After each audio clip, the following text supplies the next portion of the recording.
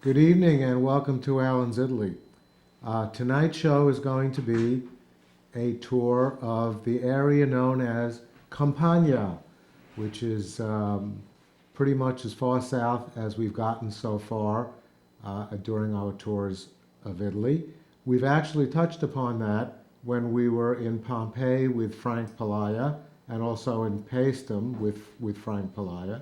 But there are many areas of Campania that we're going to be taking a look at, and that is what tonight's show is going to be. Now, in order to get this show together, I needed photographs from three different photographers.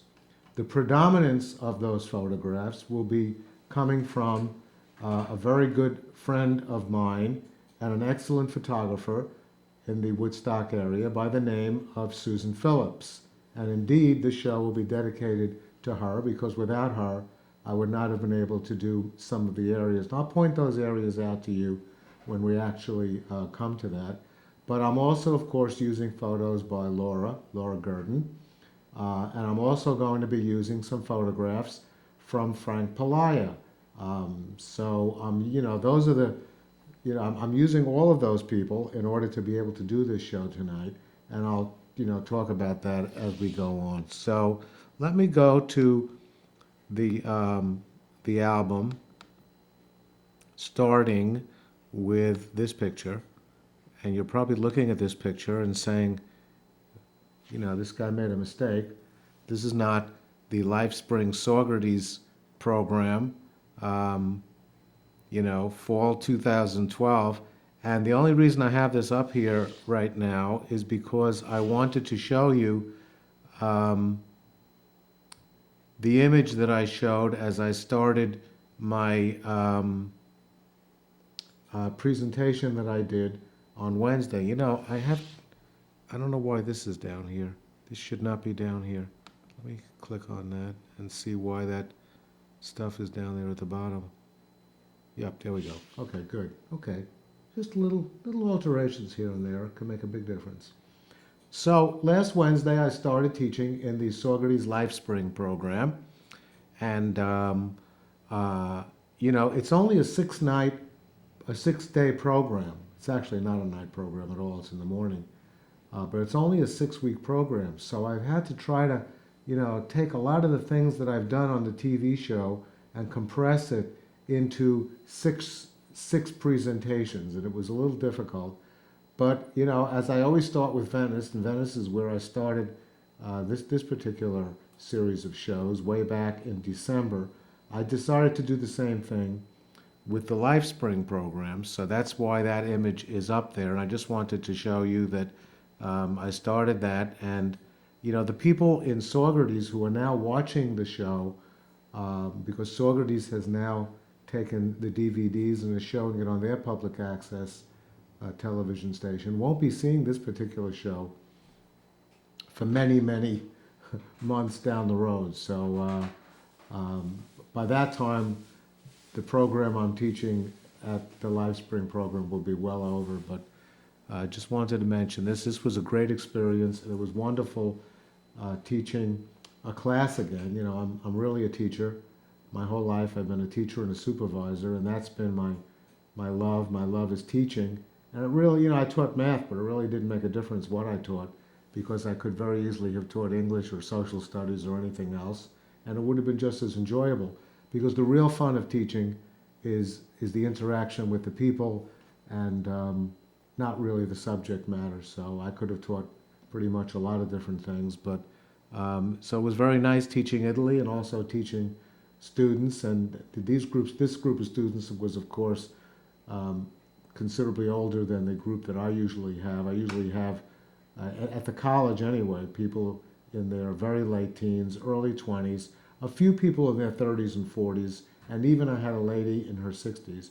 But this was different because everyone was in, I suppose, their 60s, 70s, and 80s, and it was really fun, and they really were appreciative, and I want to thank them and thank the LifeSpring people for having me. So that was the first thing I wanted to mention. The second thing was to pick up some of the pieces that I left scattered around last week when I made a couple of mistakes. And I don't usually go back, but these were two things that I really felt badly about. And one of them was the famous um, sculptor by the name of Mino da Fiesole. And, he came from Fiesole. That's why he gets the name. Mino from Fiesole is what his name really means. And I wasn't sure whether he sculpted in the 15th or the 16th centuries. So I did a little research and I got the actual information. And he was, of course, born in 1429 and lived until 1484. And he was a sculptor, but not from Fiesole. He was from Pompeii, which is a region of Italy, but he wound up settling in Fiesole, so that's why they called him Mino da Fiesole.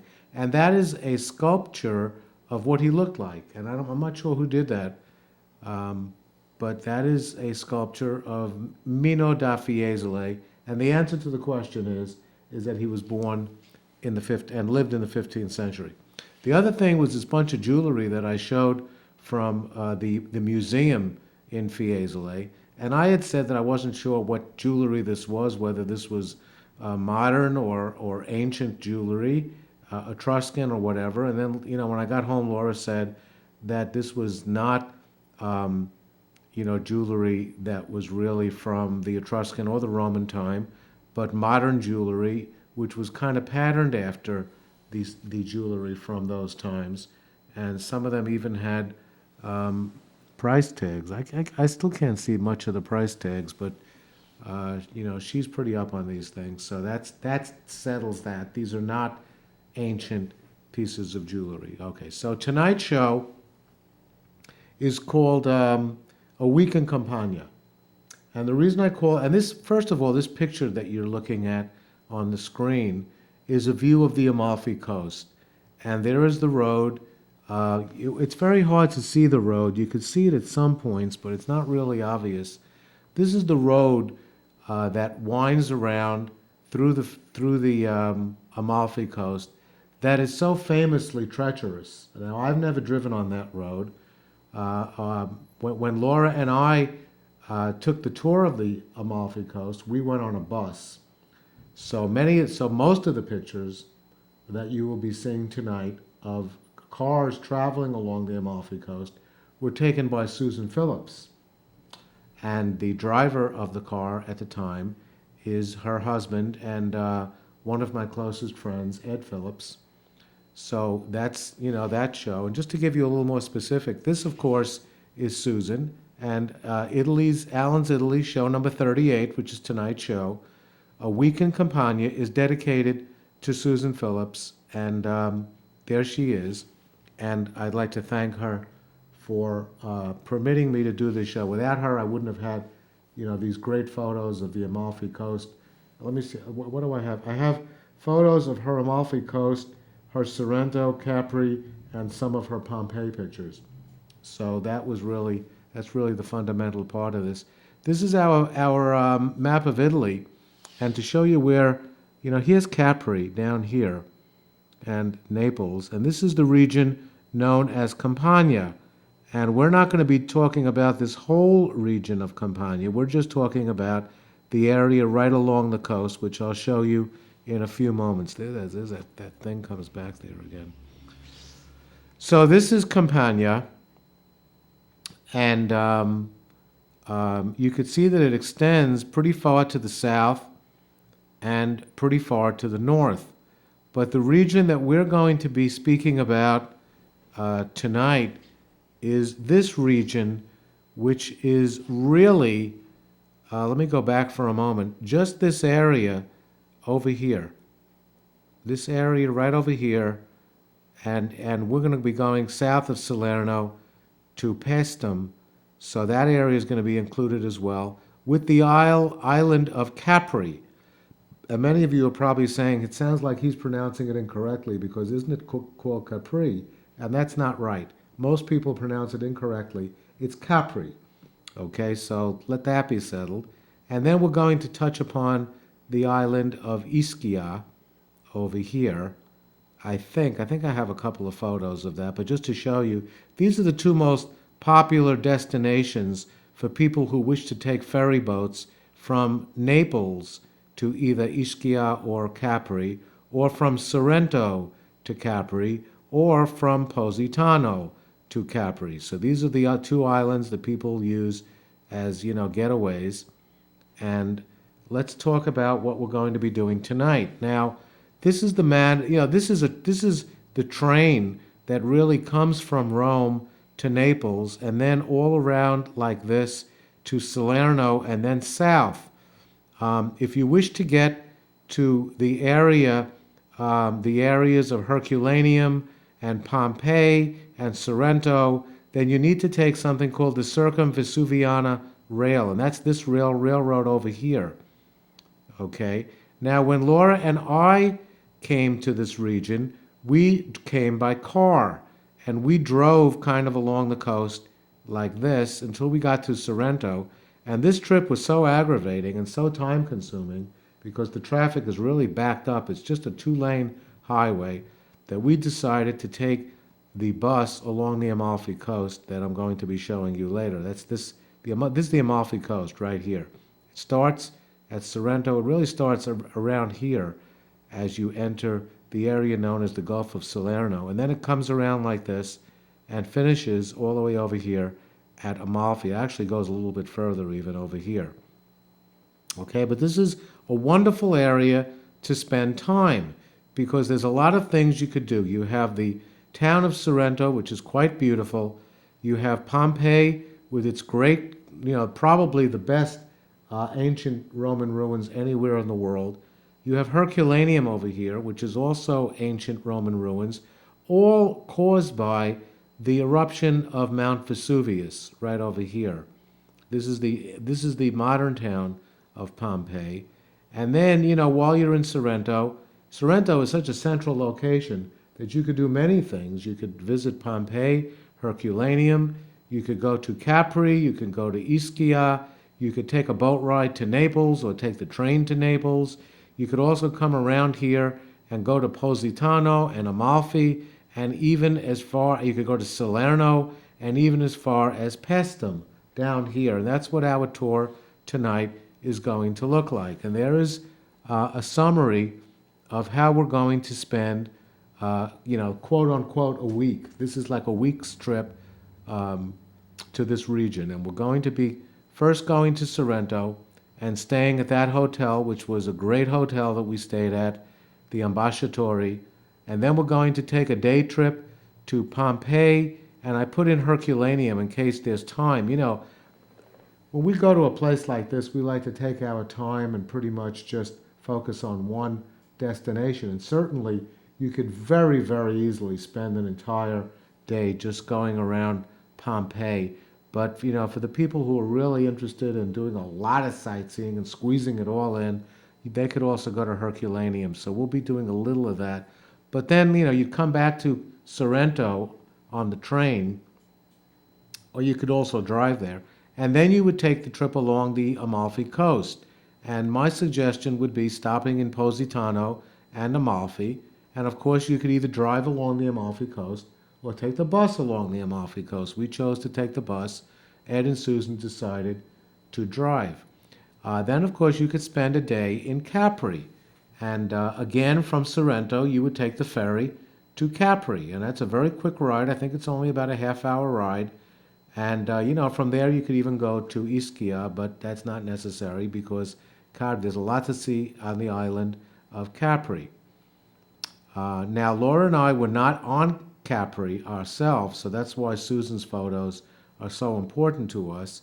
And when we were traveling along the Amalfi Coast, we did not use a digital camera. We had not yet started to really feel comfortable with using digital images, so we were using a regular camera. So we weren't able to, create the digital images. And then, we spent a day in Naples visiting mostly the museum that I wanted to visit very much, the Archaeological Museum. And I don't have, and none of us really have great photos of Naples, so I took a few off the internet.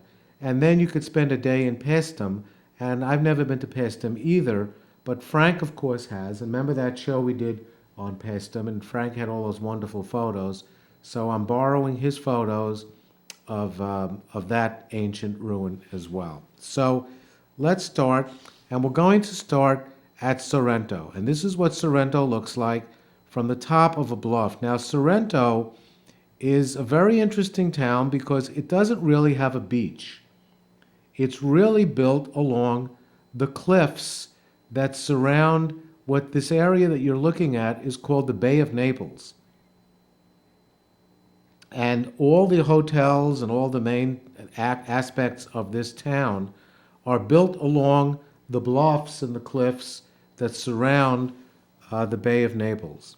Now, this is a photo taken by Laura of the sunset on the Bay of Naples. And she took this photograph and then created a painting, which is one of my favorite paintings. And she calls it, I call it, I'm not sure if she does, we call it Sorrentine Sunset. And it's just a beautiful photograph. And of course, it's also a very, very beautiful painting of hers. This is what the water looks like. She got a photo of this. This is what the water looks like as you peer over the cliff, looking into the Bay of Naples, right at the shoreline. It's not a beach per se. Most hotels that have hotels along the cliffs have elevators that go down to the shoreline, and then they have basically piers, walkways that go into this area, and that's where the people do their sunbathing. But there really isn't a beach per se on that side. This is another view. I'm not going to go back and forth and say this is Susan's image, this is Laura's image. This happens to have been Susan's image, but this is a view of what those walkways, those piers look like, and you can see that there's a very, very narrow beach. And I guess there are some people that lie on that beach, but that's like a really very, very narrow beach.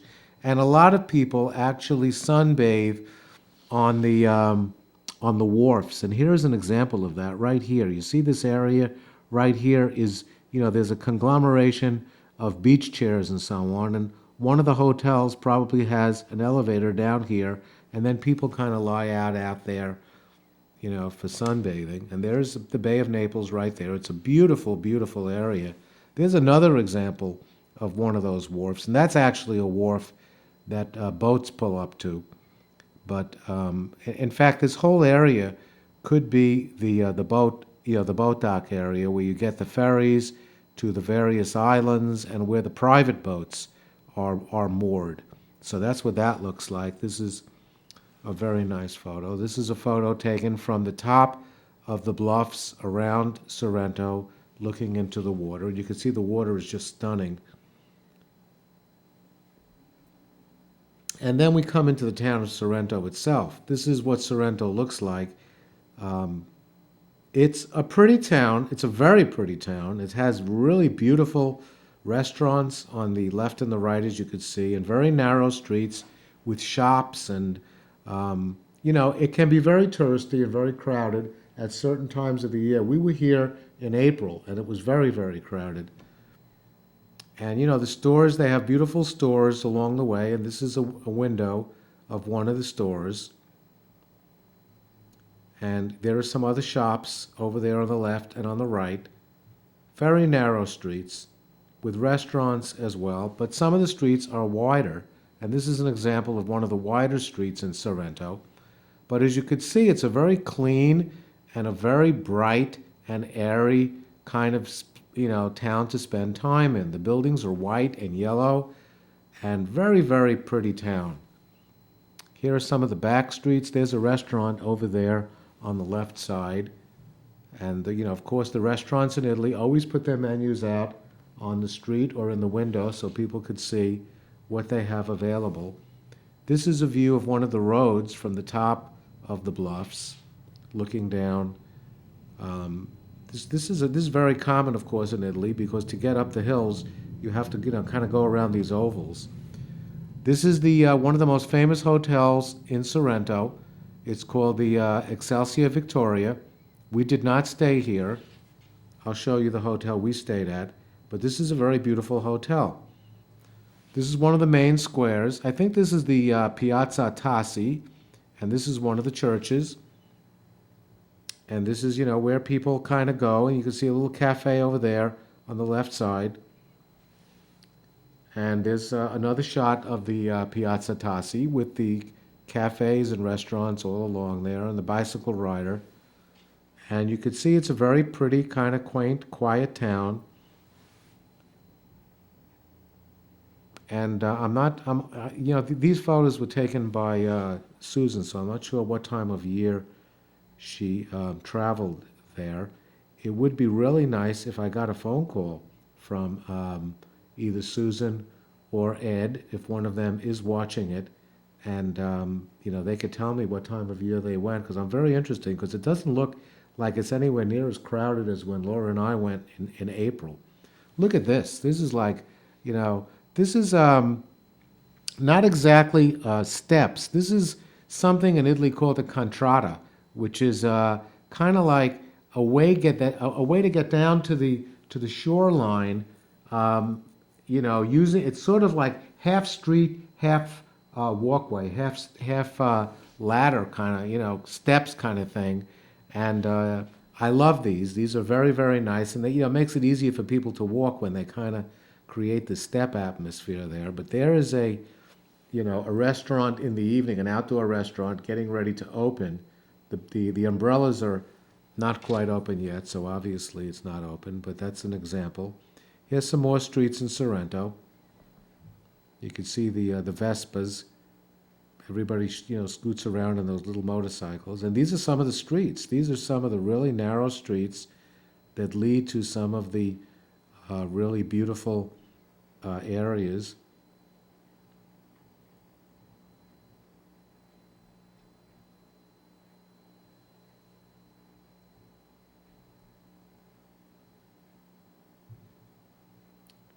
Obviously, this is, I'm not sure if this is a church or a public building of some sort, but it is, some kind of municipal building. There's some more views, and you can see the apartments up there. Each one has a balcony with flowers and growing things. And this is another street there. This is a little more crowded, but you can see they're all like restaurants all along the left and the right.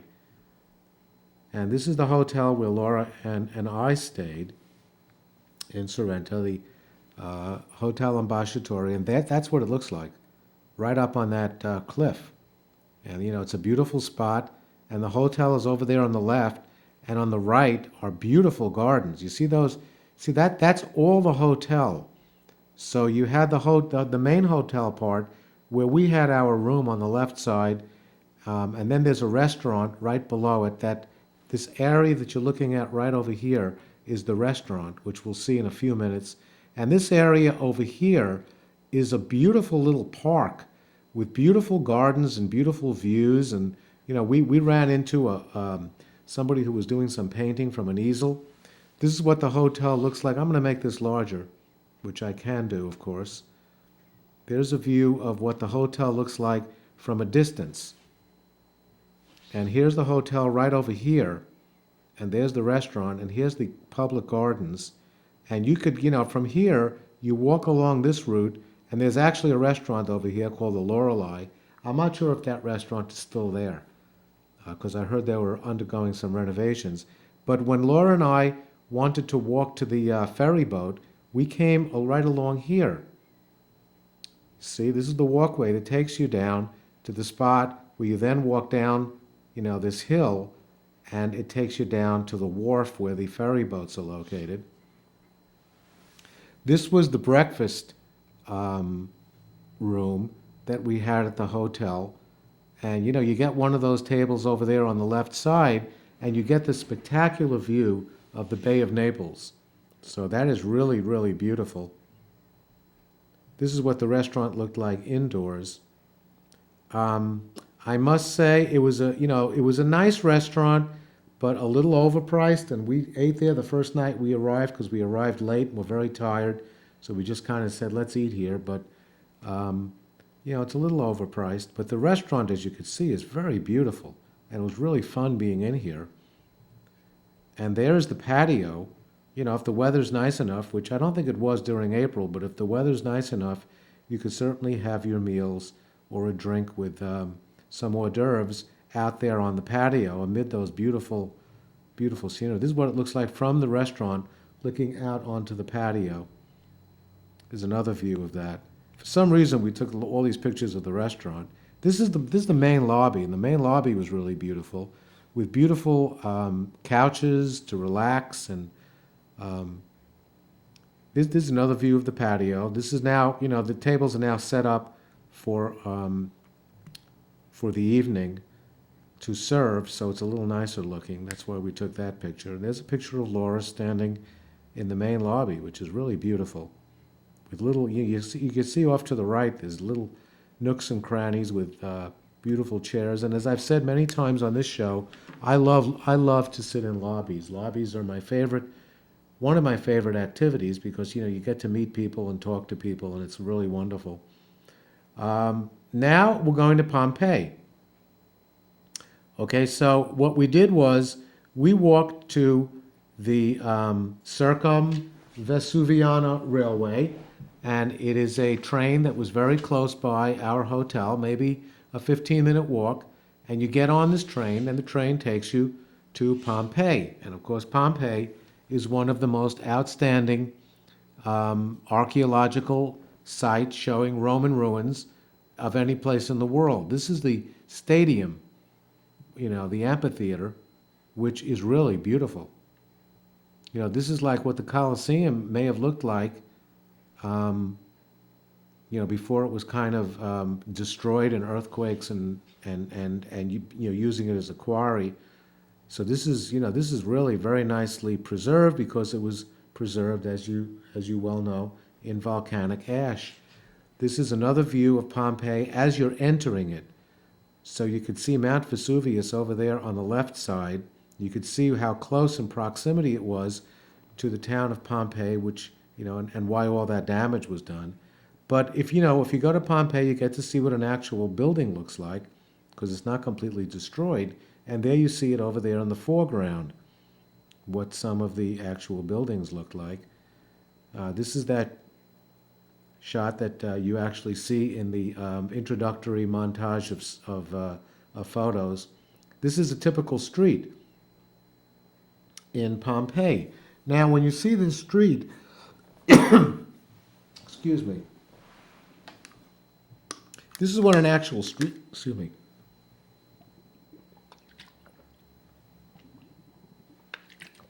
That wasn't going to work without that water. And you can't really understand what the street looked like because, it's partly in ruins. But, there were stores on either side. There were stores and people would go shopping.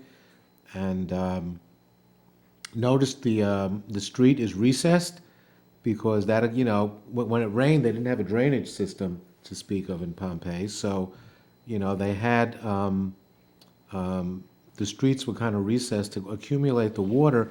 And I'm not sure you could see this, and I'm not sure if I included this in this one, although I did show it in a previous show. You see these little stones over here? I hope you could see that. There's like 1, 2, 3 stones. These are the stones that they put in the streets to allow people in ancient times to get from one side of the street to the other when the street was full of water and mud and, feces, horse feces and so on, all the things that go on in, those ancient roads. But if they were so courteous of the people that they would create these stones which permitted the people to walk across the street from one side to the other. And, there were spaces here. Now, why wouldn't they just create, a little bridge here is that, there were ox carts and other carts that, had to come through here, and they were perfectly placed so that the wheels would go around these. So, the Romans, of course, were very clever. This is a view of the stadium with me sitting in there. That's me in the middle there with the hat on. And that shows you what the stadium looked like. These are some views walking around the town of Pompeii. That's a picture of me walking down another street. And, it was not that crowded. Or maybe it was crowded, but it's, Pompeii is so huge that, everybody kind of goes their own way. And of course, these are some of the wall decorations. This is actually wall decorations I think that Laura took of some of the sites. And this is an actual house. And this is the atrium. You know, Roman houses were always built around an atrium, which was, you know, really very beautiful. Um, and, you know, this ceiling was open, which allowed the sunlight to come in and the rain to come in, so that this lovely little tree here, which I'm sure is a modern tree, would get its nourishment. And you can see that it's built into a little pool. Here are some more wall paintings from Pompeii. There is an example of some of the intertwining streets in Pompeii. This is another street. This is actually the one photograph that I used from yet a fourth photographer. My friend Donna Weinstock took this picture when she was there with her husband Jack, and they sent me this photo. They didn't have many photos that I could use, and this was one of them, which I loved, because this is obviously a street that was built right on the edge of the town, because there's the wall that surrounded the town on the right side, and there are the buildings on the left side. And I'm looking for the cross. Yeah, there it is right there. To get from one side to the other, here are the two stones that people would step on in order to get from one side to the other. This is what the town would have looked like back then in ancient times. And I wanted to throw this in. I got this off the internet, obviously. But this is what Pompeii would have looked like 2,000 years ago. You could see it's just absolutely beautiful. And, you know, one of the streets that we walked down, and, you know, it's in ruins, but this is the way it looked back then. So it was very, very pretty town. I have a few other pictures, which I'm going to show you as well. There's another photo of what Pompeii looked like back then. And this is yet another example. Let me again make that larger. This is what the Forum looked like. You know, there was this beautiful, all Roman towns had forums, and this is what the Forum in Pompeii looked like. You know, quite beautiful. This is what the inside of a house looked like. You know, you could see we see the ancient ruins, you know, the ruins of the paintings, the wall decorations, but this is what it looked like, must have looked like back then. Here is a picture of what the Forum looks like now. So you can see there's a big difference between what the Forum looked like and what it looks like now. Everything's in ruins, and there's what some of the columns would have looked like as part of the temples. There's a Capitol, and you know, notice the Corinthian style, which was the Roman style. And here's some more streets from Pompeii, and some more ruins from the vantage point of the Forum.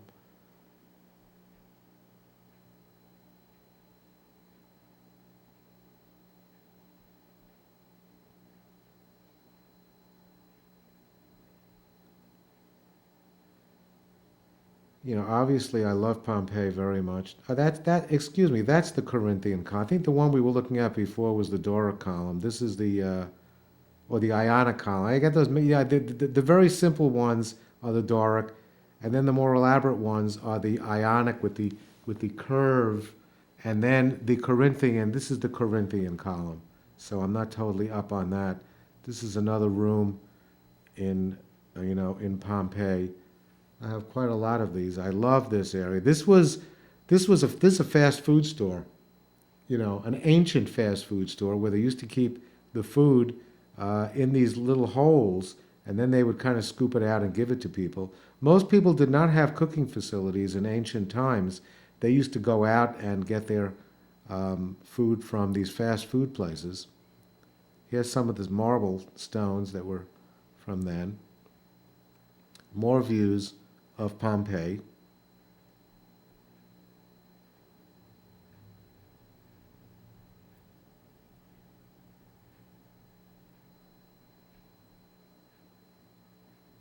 You know, I'm trying to remove pictures so it's, you know, moves, just the show moves on, but I just cannot remove photos. I just love every one of them, and I wanted you to see them as well. So forgive me for putting in so many pictures. These are Frank Pelaya's pictures of Secret Pompeii. Remember that show we did where he showed those wonderful wall decorations from the area of Pompeii that most tourists are not able to visit. But he was able to get into it because his wife, who was on this show, of course, Eve Dambra, is an art historian who was doing research. So he was able to gain entrance into these places and was able to photograph these beautiful, beautiful paintings, frescoes on the wall. That's a very, very nice one. So, I mean, we really studied this on that one whole show, but okay, so here we go to the next, day. So 2 days have passed, and now we go to the third day, and, you get up, you have a nice breakfast, and then you're ready to go along the Amalfi Coast, and this is what the Amalfi Coast looks like. This is what it looks like, being in a car, and you could see what the problem is. The problem is that this is not really a 2-lane highway. This is a 1-lane highway, but yet they have cars going in both directions, and this causes all kinds of problems, all kinds of backups, because if the cars can't pass each other, and obviously they can't pass each other along that curve that you see over there, what Ed told me they had to do was to actually back up, to a point where the road was wider, and then they were able to actually, pass and then continue on their road. So you see the road, and it's right on the edge. But contrary to what many people believe, this road has guardrails. So you don't have that problem of, wondering whether you're going to fall off this cliff if you, move a little bit too far to the left or the right. So you can see that there are guardrails along the side. But here's a problem. A big truck comes by and, you have to back up. And, Ed and Susan gave me, information about that. This is what the road looks like. Of course, we were in a bus, so we didn't think much about having to negotiate these roads. And that was pretty relaxing. These are some of the sites you pass along the Amalfi Coast going from town to town. And this is a view that Susan took entering the town of Positano. And this is what Positano looks like. It winds around, so you get some really wonderful photographs because you're able to, because it winds around, you're able to actually, be at one point in the curve when you're showing the other side. So you're able to do that, and that's really a great thing. Look at this beautiful view of what the town of Positano looks like. And that's when you actually drive through the town, what it looks like. It's a pretty town. We drove through it on our way to Amalfi, on the bus, of course, and there are hotels and restaurants, and they all have this, this incredible view of the beach and of the water beyond it. This is the view they have from the hotels. So this is, why a lot of people like to stay in Positano, even though it's a little out of the way, and it's hard to get from Positano to some of the other places in Campania. But people sacrifice that convenience because they want to stay in a spot where they get this magnificent view. And here's some more streets and some more stores. And there's a tunnel, which obviously takes you from one part of the hill to the other. This is the beach at Amalfi. So this is at the other end of the Amalfi Coast. You wind up there. So, that's another day you could spend on the Amalfi Coast. You stop off at Positano and at Amalfi, and, you have lunch and you walk around the stores and get a feeling for the town, maybe go down to the beach. But on the next day, which would probably be, I guess we're up to the fourth day, you would take a boat ride to Capri. And this is what Capri looks like. This is a view of the beach at Capri. Look how beautiful that is. The water is magnificent.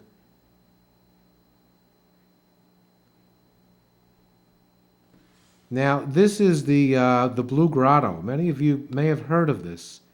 It's called the Blue Grotto. It's actually a tunnel where you go in from, where the light is coming from is where you come in. And when you get into this spot, you get this incredible view of the water with the light coming up from the water that's really, extraordinary. It's a little touristy, but as you could see, it's worth it because it is absolutely beautiful. That's all I have of that, but that's what the Blue Grotto looks like when you come in through that tunnel on a boat. And this is what Capri looks like from the ferry, which is coming up to the town. Now, there's two parts of Capri. There's the regular Capri, which is what you're looking at there, and then there's an area called Anacapri, which is the area above. So you take this funicular, which is, it's on rails and it kind of goes up the side of the mountain and makes it easy for you to get there. Or you could take a bus and that takes you to the top. But it's a beautiful town, and this is another shot taken by Susan of the two very, very famous rocks located right in the bay at Capri. And then, of course, you could also go to the island of Ischia. And this is what that looks like. And we didn't have any photos of that because none of us had been there. But this is off the internet, and this is what it looked like. And of course, you could see that it's also quite beautiful. And this is another one. And let me make this larger to give you a feeling for what this looks like. So that's obviously a very, very beautiful place to spend time as well. But there's just so much time you could spend. And there's the beach on Ischia. Okay, and now we come to the next day. And on the next day, we're going to take a trip to Naples. Now, Naples is a very crowded, congested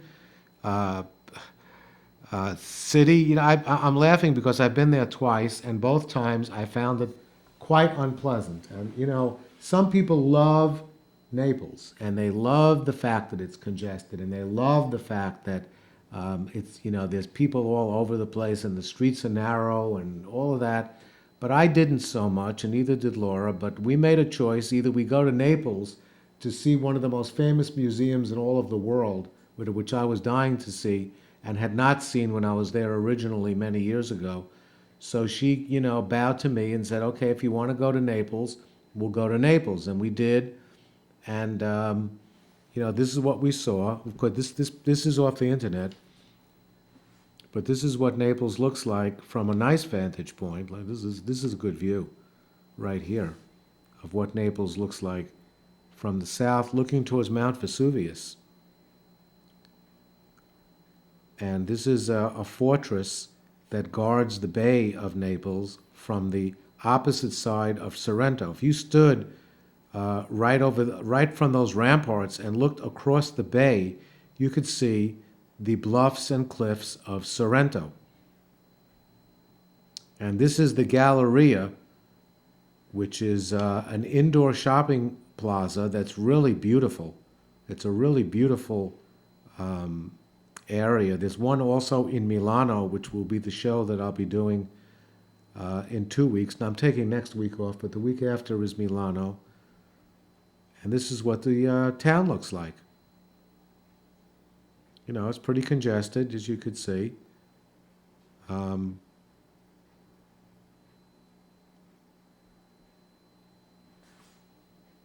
But there's, it has a certain charm, and we can't, you can't just say, let's not go there. It's, it's congested and all of that. You have to experience something for its charm, and it is kind of charming. And this is the reason that I went there. This is a museum that I've always wanted to go to, and I never, got a chance. And then when we were in Sorrento, I said, we have to go here because I'm just dying to come here. This is a museum that has all of the sculpture, a lot of the sculpture, all of the sculpture, and a lot of the paintings from Pompeii and Herculaneum wound up in this museum in Naples. And that's why you have to go to this museum, because if you want to see all the beautiful art of Pompeii, you really have to go to the Archaeological Museum in Naples. And this is what it looks like. It's easy to get to. And this is the most famous piece that they have. Let's see if I could make this larger. For some reason, sometimes I can, sometimes I can't. This is the famous battle scene of Alexander the Great. And this was, um, you can see Alexander right there in the middle. And this is one of the battles that he was involved in. And it's a mosaic. And that's what, he looked like in there. And then the museum itself has some really interesting pieces of sculpture. Again, I can't get that zoom. It's not coming in. Oh, there it goes. I don't know. For some reason, it hesitates and then stops. So that's, this is what the museum looks like. It's a wonderful museum, and it's certainly worthwhile to go to. One of the things you could do in Naples is you could try to hunt down the location of where pizza, the food, was created. Now, there are two places in Naples that claim that they are the origin, the location of the origin of the food known as pizza. And one of them, which is the one we went to, is Trianon. And they seem to be a little more convincing than the place across the street. And I'm not going to make any judgments about which is which, but I tended myself to lean towards this place. And we went in there, we waited online, we had pretty awful service, and we wound up having pizza that was not among the best pizza we've ever had in our lives. So I must tell you that the pizza was not the best. But this is supposedly where pizza was invented in the early 1900s. And then, if you happen to be in this region for one more day, you could either take the bus or drive along the Amalfi Coast down to Salerno and then continuing on to Paestum, or you could take the train to Salerno and then take a bus to this area. It's not the easiest place to get to, but it's certainly a very worthwhile location because they have the best Greek ruins outside of the island of Greece. Not the island of, not an island. When I said island of Greece, I was actually thinking of Sicily. So Sicily has great Greek ruins, but on the mainland of Italy, these are the best Greek ruins. So, Sicily has better ruins, but that's an island. And of course, Greece itself has better ruins. So, if it's third best and you happen to be in Italy, this is the place you'd go to see really well-preserved Greek ruins. And there you have two of them right there. And I have a couple of more views of this. We did this with Frank Palaya that night when we analyzed a little more of that. But look how very, very beautiful. You have some really beautifully well-preserved Greek temples. There's another view of how they looked.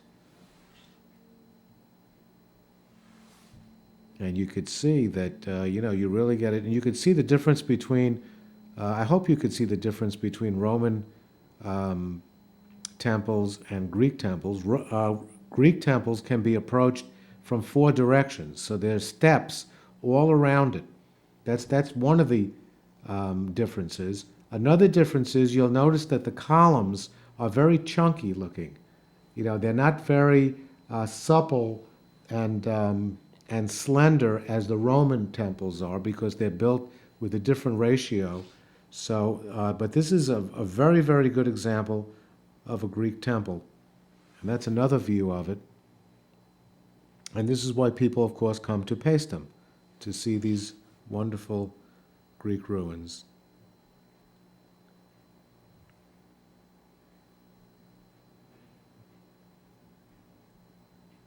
And these are just some more pictures of the same. These are, I think, Frank Pelaya's pictures. You could see the Capitol and the pediment, I think that's called, if I remember my Greek studies. Beautiful temples. It's another view of that region. And that comes to the end of our show for tonight. And I just wanted to mention that, again, next week, I am taking the week off. We have some friends coming up, and we're going to be actually participating in the Woodstock Film Festival. So we will be involved in that, which is next week. But the week after, I will be focusing on one of the great cities in northern Italy and one of the biggest cities in Italy, the second biggest city, second to Rome, is the city of Milan, which we call Milan, but the Romans, the Italians call it Milano. And that's going to be our next show. Italy's next show is going to be Milan, Italy's Northern Treasure, and that whole show will be involved in that. And that's back to the beginning. Here's the Tonight Show, and I would just like to say, well, let me put this into gear, and then I will say what I have to say. It was a pleasure bringing this to you, and I hope you enjoyed it. And I'd like to wish you buona notte e buona fortuna.